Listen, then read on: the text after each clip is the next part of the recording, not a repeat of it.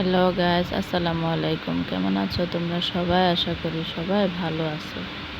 আজকে এখানে আমি নিয়ে আসলাম শুটকি ভুনা করার জন্য। তো এখানে আমি প্রথমে তেল দিয়েছি, তেলের মধ্যে পেঁয়াজ, কাঁচামরিচ, আলু কুচি করে দিয়ে দিয়েছি।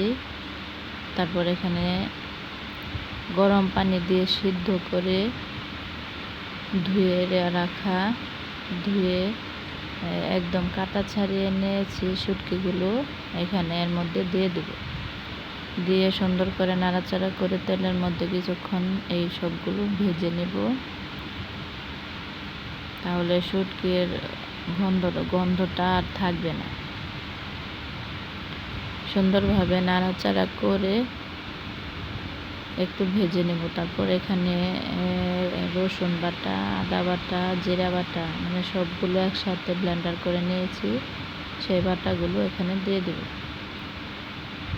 দিয়ে সবগুলো উপকরণ এখন সুন্দর করে মিশিয়ে নেব। মিশিয়ে নেওয়ার পর নাড়াচাড়া করে নেব। নাড়াচাড়া করে একটু হালকা ভেজে তারপর এখানে গুঁড়া মশলাগুলো অ্যাড করব। এর মধ্যে একটু পানি দিয়ে দিলাম। পানি দিয়ে নাড়াচাড়া করে এখন গুঁড়া মশলাগুলো দিয়ে দেব। তো গুঁড়া মশলা দিয়ে দিচ্ছি। প্রথমে দিয়ে দিলাম লবণ, তারপর দিয়ে দেব হলুদের গুঁড়া, সব কিছু পরিমাণ মতো দিয়ে দিলাম। এখান দিয়ে দেব ধনিয়া গুঁড়া।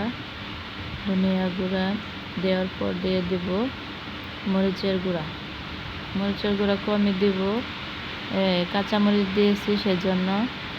কাঁচামরিচগুলো অনেক ঝাল। তারপর সবগুলো মশলা দিয়ে এখানে নাড়াচাড়া করে নেব। নাড়াচাড়া করে আলুগুলো সিদ্ধ হওয়ার জন্য একটু ঢেকে দেব। ঢেকে ঢাকনা খুলে দেখি কি অবস্থা, একটু নাড়াচাড়া করে দিই, আলু সিদ্ধ হয়েছে কিনা দেখে নিই। নাড়াচাড়া করে সুন্দর করে আর একটু ঢাকবো। আলু সিদ্ধ হয়ে গেছে, এখন শুধু পানিগুলো কমার পালা। তো এখানে এই অবস্থায় আছে, পানিগুলো শুকিয়ে গেছে। আর একটু নাড়াচাড়া করে তারপর নামিয়ে নেব।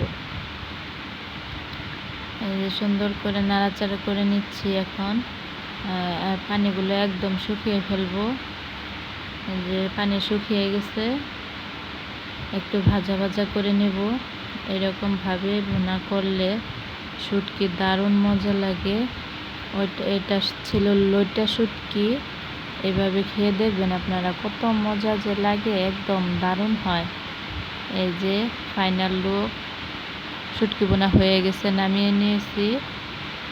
অনেক মজা হয়েছিল, অনেক মজা। আর সব থেকে বড় কথা হলো, আমার কাছে শুটকি, চেপা শুটকি, লোনা ইলিশ, তারপর যে কোনো ধরনের ভর্তা, এগুলোই আমার কাছে অনেক বেশি ভালো লাগে। মাছ মাংসের থেকে আমার কাছে এগুলো অনেক ভালো লাগে।